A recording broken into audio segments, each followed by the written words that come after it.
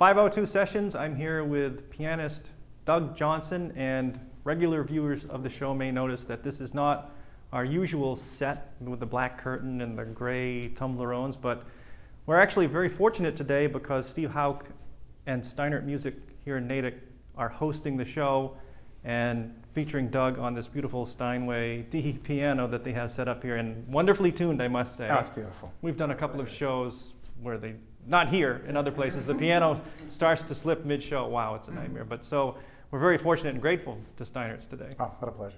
So Doug, tell me about those first two songs you played. The first one is by Debussy. It's from the first book of Images. It's called Reflets dans l'eau, so Reflections on the Water. And the second one was a Schubert Impromptu in A-flat major. And they're both two extraordinary pieces that I've been playing for a long time and rarely have a chance to perform, as I'm primarily a jazz pianist, but this was a treat today to be able to play them here on this great instrument. Yeah. So tell me, how do you decide, when you get the phone call, can you be a guest on 502 Sessions, the phone call you've been waiting for? How do you say, how do you choose a piece to play? Well, when I'm playing jazz, often I play my arrangements or my sort of take on standard compositions by Duke Ellington and Thelonious Monk and people like that. And I compose some, but not that much. So it's been motivation for me to write some new songs. So there are two new pieces I'm going to be playing today, and two of my compositions from before. I'm primarily a jazz pianist, but I've always played classical music, whether on trombone and orchestras or as a pianist, and I love it so much. And it's largely what I practice. The challenges of playing a classical piece are so great. Like that first piece has so many challenges, and it keeps me centered. Plus, it's just work of genius. So it's always you always find new things in the piece. Do you find it difficult to memorize a piece such as that, as opposed to a jazz tune, for instance? Because you're really restricted to the written. Yes, you are. It's a different experience performing jazz when you can decide what you want to play on the spot to some degree, and with classical where you have no. And it's fairly easy to cover a mistake. Yes, you can always. I meant to do that. Exactly. Well, I'll do it again now. Memory, unfortunately, is an issue. I remember when I was younger and quite young, I remember some people talking about how do you memorize things, and I was kind of baffled by the question because I thought, well, you just play them, and then they become memorized, and then later on they didn't. Yeah, that's a gift from you. It's sort of like your hard drive gets full past a certain point, and the computer gets a little sluggish, and that's. My memory for classical music is unfortunately a bit like that. That it's something I have to do consciously, and it takes time. Okay. And I wish it wasn't the case. There were more pieces I could play if I could memorize them even more easily. How long have you been playing piano? I started first when I was on piano when I was 5, and then trombone took over for about 15 years. So you actually put the piano aside? I didn't play too much, yeah. And then when I was getting a graduate degree at New England Conservatory in trombone, I then switched back to piano. So wait, so 5 years... That's a longer story than we probably have time for, but sure. That's when it happened. So 5 years old, you took piano lessons, or you played piano for how long? Several years, I imagine? I played through high school. Oh, you did play, but trombone took over as a serious... That was much more the serious thing, yeah. You're premiering 2 brand new pieces here on 502 Sessions. Wow, how exciting. And one doesn't have a name, so if anybody has any ideas... A tune for Brian Kirby? Yeah. All right, Doug, well, I look forward to hearing these. Thank you. So we'll continue on. If they're new enough, I need to read them. All right, 502 Sessions with Doug Johnson and 2 new pieces.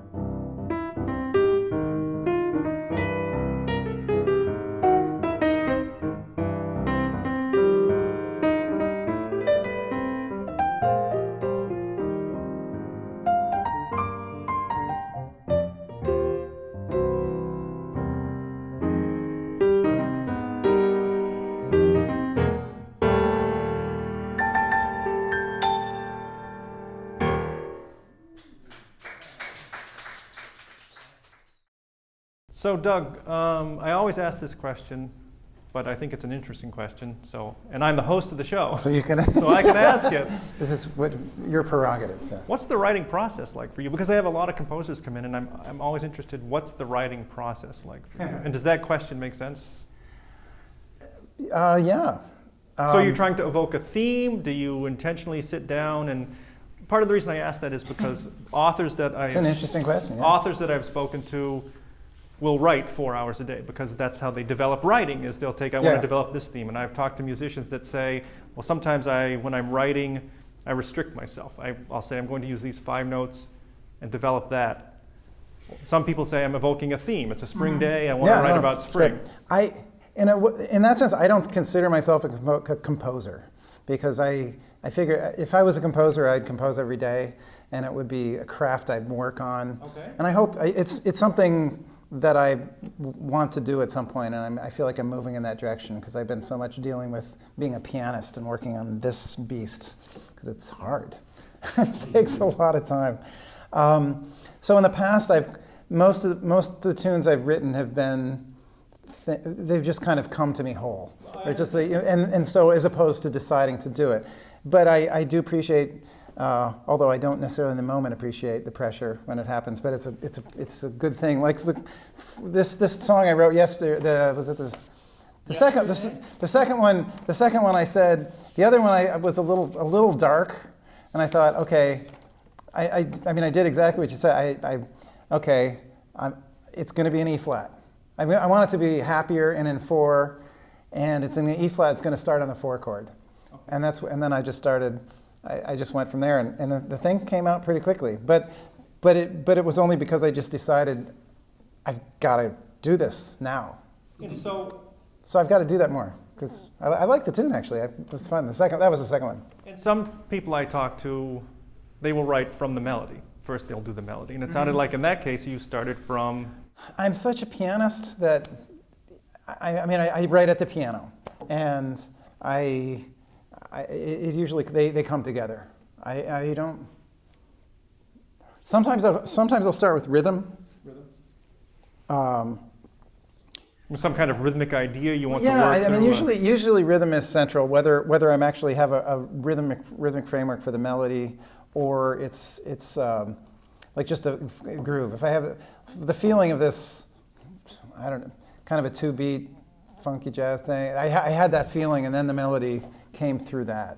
Okay. Without that, I can't do anything. And so you're writing a melody, and of course, a lot of people I work with are vocalist songwriters, so they'll try and tell a story at the same time. But it seems from what you're saying, there are no words, of course, but you're not evoking a specific feeling either, a theme. Not in this one, but in the next two. It comes. In the next two, I happen to be. Oh, okay. And was it your intent?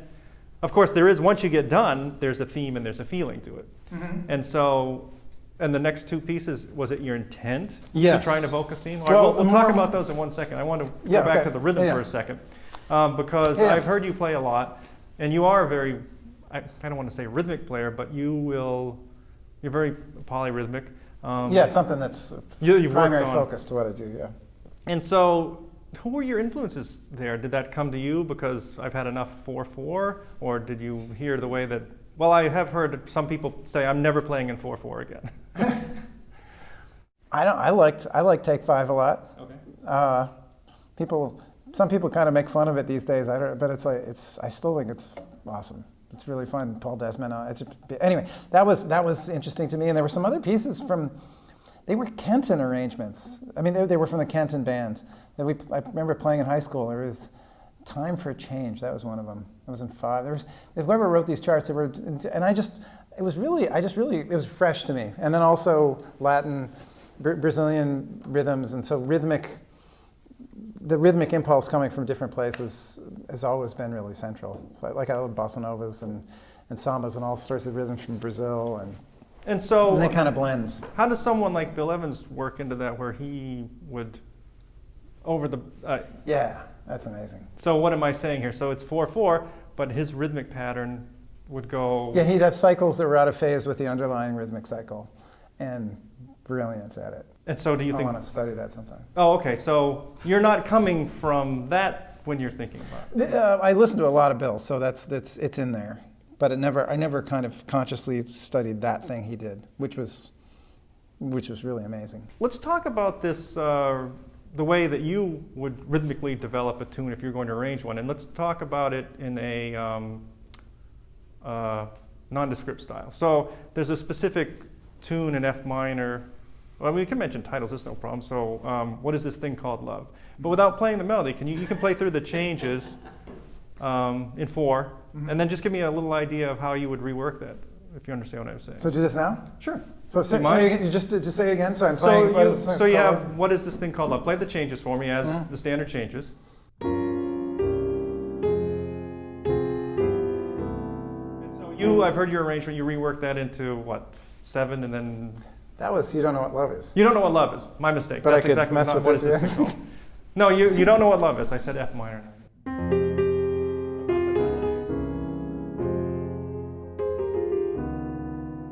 so that's in 4, right? So yeah, I do this in 7.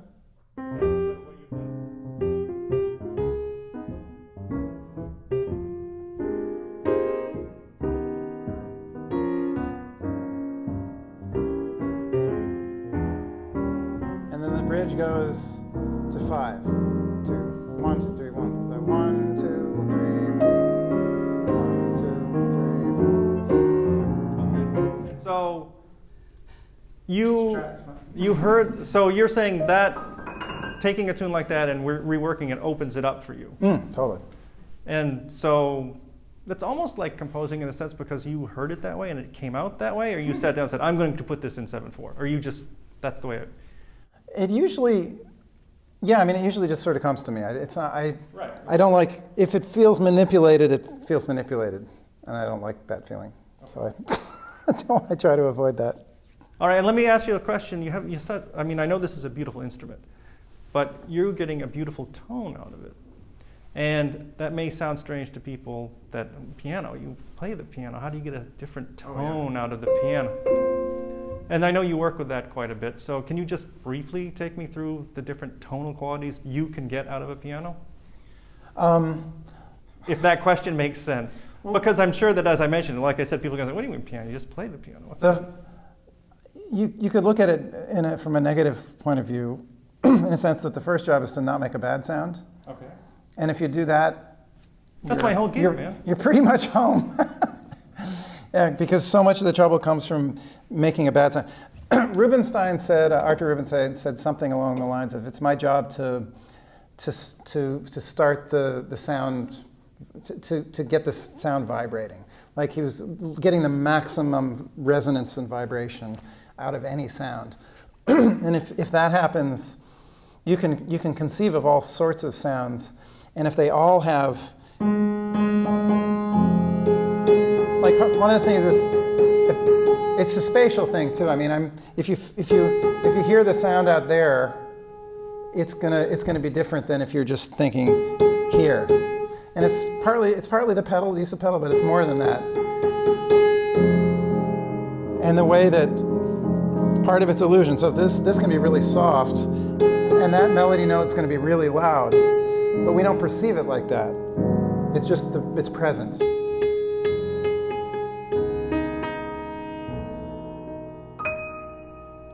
Yeah, it's a very spatial thing to me. Overtones and, like people at the end of a song will do, and then go,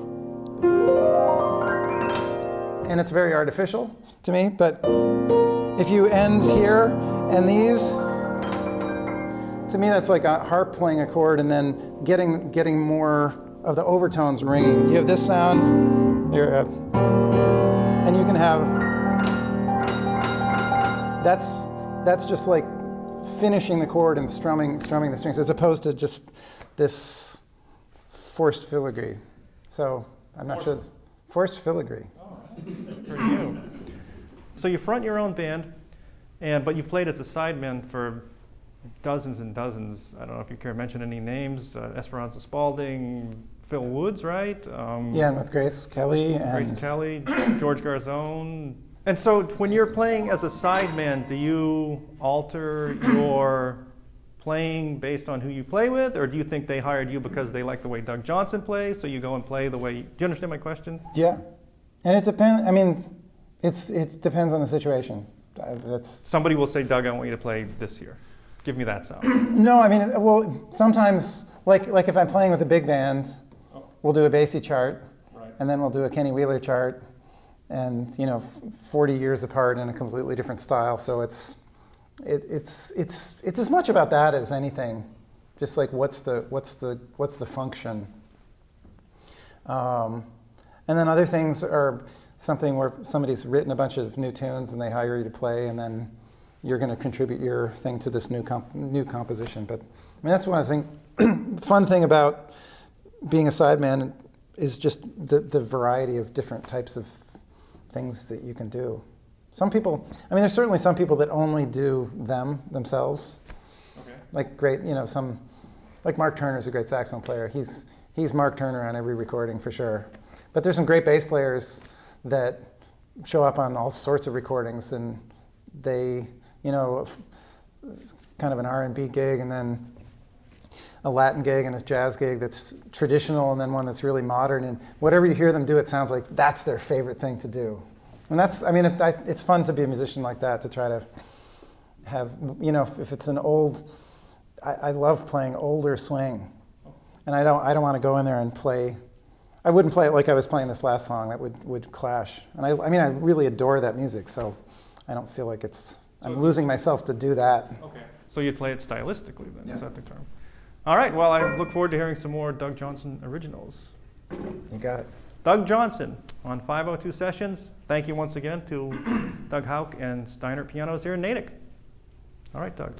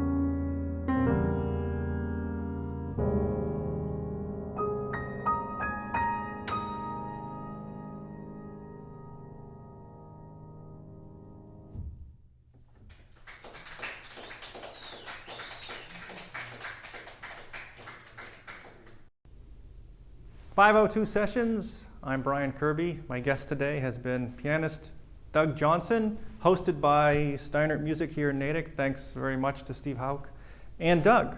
Great to have you on the show today. Thank you. It's been a pleasure. Nice songs. What was the name of the last tune there? Did you have a name for that? Waltz for Vicky. Waltz for Vicky. Oh, nice. And the one before that? That's called March of Time. March of Time.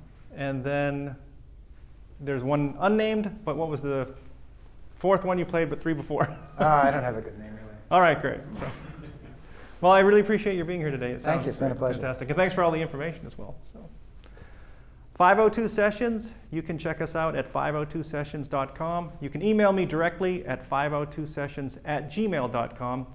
And we feature all kinds of music.